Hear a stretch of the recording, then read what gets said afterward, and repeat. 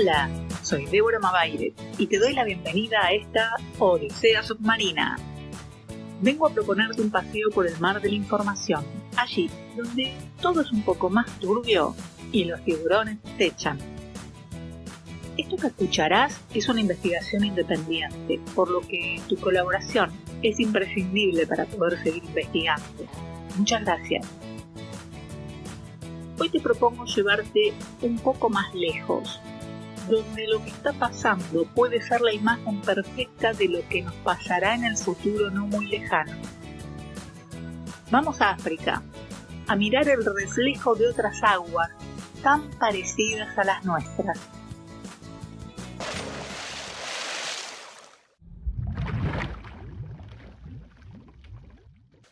Conocido como el Cinturón de África, el Sahel es una franja de 5.000 kilómetros que atraviesa el continente africano, desde el Océano Atlántico en el oeste hacia el Mar Rojo en el este, y sirve de transición entre el Sáhara, en el norte de África, y la sabana africana en el sur. Conforma una región con estados que surgieron de procesos coloniales, cuyas fronteras no coinciden con las poblaciones que se asientan dentro de sus territorios.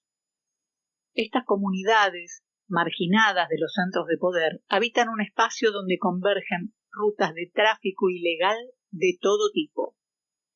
Por ejemplo, el tráfico de drogas.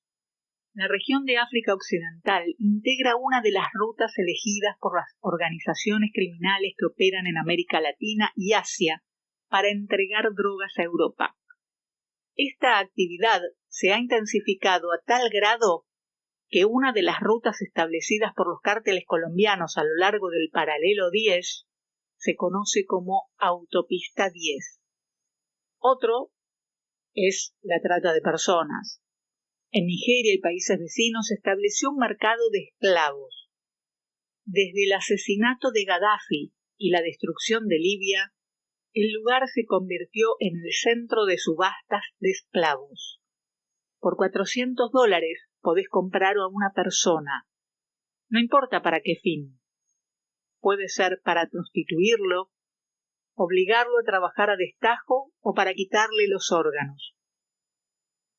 Los recursos naturales en Malí, Níger, Burkina Faso y Nigeria atraen a las multinacionales y con ellos a las mafias que ofrecen a los empleados la droga, la trata y todo lo que necesitan.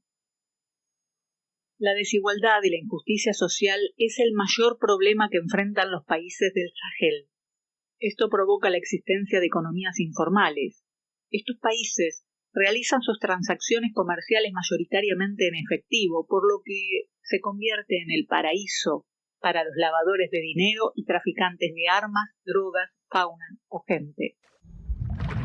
En este caldo de cultivo, luego del 2001, cuando comenzó la lucha por apoderarse de los recursos petroleros en el mundo, comenzaron a formatear a la sociedad africana con la excusa del terrorismo.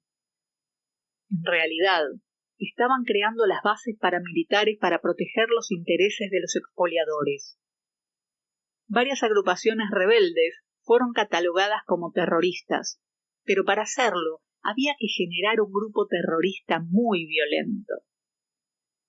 En 2002 aparece Boko Haram, una organización liderada por un predicador radical islámico de Nigeria llamado Ustaz Mohammed Yusuf, que en principio se oponía a los valores occidentales y pretendía rescatar los islámicos. Más tarde se le suma un grupo llamado los Talibanes de Nigeria. Yusuf acusaba a los valores occidentales introducidos por los colonos británicos de ser los responsables de los males que aquejan al país. Claro, Yusuf no duró mucho. Lo asesinaron policías nigerianos en 2009 en un allanamiento en su casa. El mando de Boko Haram lo tomó Abubakar Shekau, que radicalizó y militarizó al grupo, participando de numerosas ofensivas de secuestros, tanto de familias enteras como de niños para militarizarlos o de niñas con fines de trata sexual. A veces los usan como bombas humanas. De esta manera, incrementó su poder en Nigeria, específicamente en la zona de triple frontera entre ese país, Níger y Chad. Una vez instalados, hablaron de formar un califato y comenzaron a perseguir y matar a los cristianos. Este grupo terrorista, Boko Haram, ya es un espanto, pero hay algo peor. Según las investigaciones que han hecho periodistas de Reuters, la masacre de niños en Nigeria está hecha también por el otro bando, los soldados nigerianos. Los periodistas Paul Carsten, David Lewis, Reed Levinson y Libby George han estado investigando las masacres de niños en Nigeria. Ellos documentaron 6 incidentes específicos de los más de 40 que les fueron denunciados y encontraron, siempre según versiones de los testigos, que al menos 60 niños murieron en los episodios, el más reciente de febrero de 2021. Según lo publicado por Reuters, los soldados llegan a alguna aldea y con la excusa de estar rescatándolos de los yihadistas de Boko Haram, los reúnen, los suben a un camión, los trasladan y luego los asesinan a todos. Según describieron, ni los niños de meses se salvan. El ejército también llevó adelante un programa de abortos en el noreste que interrumpió los embarazos de miles de mujeres y niñas con la excusa de que muchas habían sido capturadas y violadas por insurgentes. Pero como describen las fuentes, no siempre era cierto. Los asesinatos y los abortos por la fuerza se complementan entre sí con el objetivo no solo de eliminar extremistas, sino también de acabar con una supuesta línea de sangre insurgente. Ahora, ¿cómo es posible que un Estado asesine a las víctimas de secuestro o a sus hijos que supuestamente habían ido a rescatar? Todo hace suponer que se trata de eliminar a parte de la población, ya que el índice de natalidad es de 5.5 hijos por cada mujer africana. Del resto se encargará el hambre, la falta de atención médica o las balas cuando los recluten como niños soldados. Los soldados que hablaron con los reporteros refieren encontrarse trastornados por el espanto, ya que si se niegan a ejecutar la orden, son asesinados. En el mientras tanto son dopados con opiáceos. De esta manera, sus mandantes se aseguran la obediencia por subsistencia o por dependencia a las drogas. Todo este horror tiene un objetivo: apoderarse de los recursos naturales, esos que hoy los medios empezaron a llamar estratégicos, como para quitarle su pertenencia soberana. A lo largo del tiempo, la imposición de los múltiples golpes de Estado financiados por Occidente tenían 2 objetivos. Por un lado, asegurar a las empresas occidentales los recursos naturales de África y su mano de obra barata. Por el otro, la creación de grupos armados violentos para incentivar los conflictos y así vender armas, traficar drogas o personas. Formar un territorio sin ley con licencia para matar. El terrorismo que Occidente financia y arma es la excusa para que Francia mantuviera la operación Barkhane en el Sahel y así proteger el saqueo y la expoliación por parte de las multinacionales, incluido el oro de Malí. ¿Por qué entonces los golpes de Estado sucedidos en los últimos 2 años tienen a todos tan alborotados? Porque en su inconmensurable hipocresía, Occidente muestra la hilacha. Estos golpes no los organizaron ellos, son golpes populares. En Níger, el general Abdurrahmane Tiani, que tomó el mando del gobierno el 23 de julio derrocando a Bazoum, explicaba muy bien cómo funciona el sistema. Hemos localizado a menudo a los terroristas, pero cuando pedimos atacarlos para eliminarlos, el presidente Bazoum nos dijo que primero pidiéramos permiso a los franceses, pero nuestros soldados caían en el frente y Francia no hacía nada. Decidimos hacer lo mismo que Malí y Burkina Faso. Mohamed Bazoum, luego del golpe que lo derrocó, fue a llorar el 3 de agosto al Washington Post, pidiendo que Occidente invada su país y recupere el gobierno para él. Algo raro, ya que Occidente dice que Bazoum es rehén de los golpistas.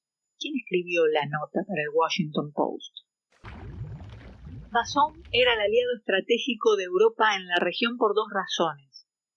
Una, el gasoducto transsahariano que sacaría gas de Nigeria y lo llevaría a través de Níger hacia Argelia y de allí a Europa. 2. El uranio que mantiene las plantas de energía nuclear de Francia, que le suministra la energía a Alemania. Níger proporciona a Francia más de un tercio del uranio necesario para producir la electricidad para las ciudades, las industrias y la economía francesa. Pero solo el 18% de los nigerinos tiene acceso a la electricidad. Níger es el séptimo mayor productor de uranio del mundo y tiene el mineral de uranio más rico de África. Esa es la razón por la que, con el pretexto de proteger al Sahel de los terroristas, Francia mantiene soldados para proteger las minas de uranio y al personal francés de Orano, la ex Areva, una multinacional que pertenece en un 90% al Estado francés que explota la minería en Níger. Mientras París, la ciudad de la luz en Francia, se ilumina gracias al uranio nigerino, más del 80% de la población de Níger se encuentra sin electricidad. Pero eso no es todo. La empresa del Estado francés, Orano, ex Areva, ha extraído desde 1968 unas 100.000 toneladas de uranio, y el pasivo ambiental, es decir, la contaminación, quedó para la gente de Níger. En el proceso de enriquecimiento de uranio se contamina con radiación. Así, los trabajadores, sin ningún tipo de protección, usando apenas una camisa y pantalones cortos, con el tiempo se terminan enfermando y muriendo. Pero ni siquiera tienen derecho a la verdad. Son registrados como muertos por SIDA o por malaria. Para los registros médicos, no existe el cáncer entre los trabajadores mineros del uranio. Pequeño detalle. El hospital es propiedad de Orano Areva, la empresa que saca el uranio. Durante 40 años, Areva Orano explotó la mina de Cominark en Arlit, en el Sáhara, y vertió más de 20 millones de toneladas de lodos radioactivos, cuyas partículas se dispersan en el viento. ¿Crees que a la ONU o a la Organización Mundial de la Salud les importe? En Níger, la mortalidad infantil es del 11,5 por cada 100, lo que la pone en el tercer lugar en el mundo. La esperanza de vida promedio es de 52 años para los hombres y de 54 años para las mujeres. Pero muchos ni siquiera llegarán a esa edad, porque más del 40% de los niños menores de 14 años trabajan en las minas de uranio, y cuando se enferman, mueren sin posibilidad de tratamiento. Níger es un país repleto de oro, diamantes y uranio, bajo asedio de corporaciones extranjeras que empobrecen y matan a su población. La Comunidad Económica de los Estados de África Occidental, CEDEAO, controlada por Francia, lanzó un ultimátum al gobierno de Níger, y solo a Níger, para que restauren el gobierno del títere francés Bazoum, bajo pena de intervención militar, con el apoyo de Estados Unidos, Francia, Unión Europea y Reino Unido. Además de todas las sanciones económicas impuestas, les cortaron la energía en la capital, Niamey, y otras ciudades importantes, ya que el vecino país, Nigeria, es el proveedor del 70% de la electricidad en Níger. ¿Viste con qué poquito te complican la vida cuando no sos el dueño de tus empresas estratégicas? Sorprende que Estados Unidos, Francia, la Unión Europea y el Reino Unido estén presionando a la CEDEAO para declarar una guerra, pero aparentemente la intención es poder involucrar a Argelia en ella. ¿Por qué? Argelia es el país vecino del norte de Níger, y al presidente argelino, Abdelmajid Tebboune, se le ocurrió que el gasoducto transsahariano podría abastecer a China y Rusia en lugar de hacerlo a Europa. El vecino del sur de Níger, Nigeria, tiene de presidente al pro-francés Bola Tinubu, que, presionado por los Estados Unidos, intentó conseguir el permiso del Senado para invadir Níger. Por suerte, los legisladores se lo negaron. Aún así, está desplegando fuerzas militares en la frontera y recibe armamento de los Estados Unidos desde hace unos días. Las mismas fuerzas que están librando una guerra contra Rusia en Ucrania, y la están perdiendo, quieren una guerra en África ahora. Van contra Argelia y sus aliados porque no les dejan llevar el gasoducto para abastecer a Europa, expoliando a Nigeria, mientras pasan los caños por el medio de los pobres que no tienen ni gas ni luz. Dicen que la política es en realidad la geopolítica.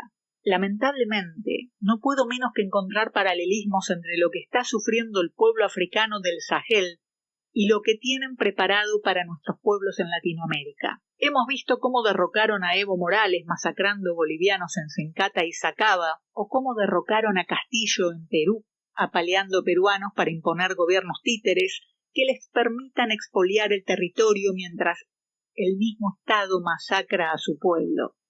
Vemos en Jujuy cómo una élite perimida, pomposa y berreta modificó entre gallos y medianoches una constitución para hacerla a medida de las mineras, impidiendo la protesta social, aboliendo los derechos a la tierra comunitaria, negando el derecho humano al ambiente sano y el agua, pero también cómo instalaron un Estado dictatorial en el que gobierne quien gobierne, manejará también el poder judicial. Pero lo que realmente te hiela la sangre es ver a los niños jujeños de entre 7 y 10 años, uniformados con ropa de fajina, siendo entrenados igual que los niños soldados africanos. Y también vemos en estos días la reforma constitucional que se está discutiendo en La Rioja. Y vemos cómo ganó las elecciones en San Juan Marcelo Orrego, el hombre del PRO, el mismo que en 2001, siendo legislador, presentó el proyecto que luego fue ley, la 25.243, de integración minera entre Argentina y Chile. Tratado que había quedado un poco relegado hasta que en 2017 el gobierno de Macri lo relanzó. Esta ley viola directamente la Ley de Seguridad Nacional y también la Ley de Glaciares, y ni hablar ya de la soberanía jurídica y territorial. Este tratado levantó las restricciones a la propiedad extranjera en zonas limítrofes, zona de seguridad nacional, y transformó la extensa cordillera chileno-argentina en un país o territorio virtual, configurando así una suerte de soberanía supranacional, es decir, un territorio donde se desdibujan las fronteras y se genera una legalidad propia de los intereses mineros. ¿Somos muy diferentes de los africanos? ¿A cuánto estamos de ser los nuevos nigerinos si las constituciones provinciales y las leyes nos las imponen quienes se llevan nuestros recursos naturales? ¿Cuánto quedará de nuestro territorio bajo el mando de las corporaciones? ¿Y qué potestad tendremos sobre nuestras aguas, siendo que Mekorot, la empresa del Estado israelí, es la que va a regular quién tiene y quién no? ¿Privilegiará a los argentinos o a las corporaciones? Y viendo la intentona de Gerardo Morales tratando de armar una supuesta organización terrorista en Jujuy, y viendo el mamarracho que intentó hacer Patricia Bullrich cuando decía que una organización terrorista mapuche venía a atacarnos, ¿cuánto falta para que apliquen la ley antiterrorista ante cualquiera que se oponga a los atropellos de las corporaciones? ¿En serio somos muy diferentes a los africanos? Te dejo la inquietud, porque ya sabes que este podcast trae más preguntas que respuestas. Si querés colaborar con mi trabajo, podés hacerlo en la cuenta de Mercado Pago, mabaires.mp, o en la del Banco Provincia, mabaires.dni. Yo me despido hasta la próxima semana, cuando venga a invitarte para una nueva Odisea Submarina.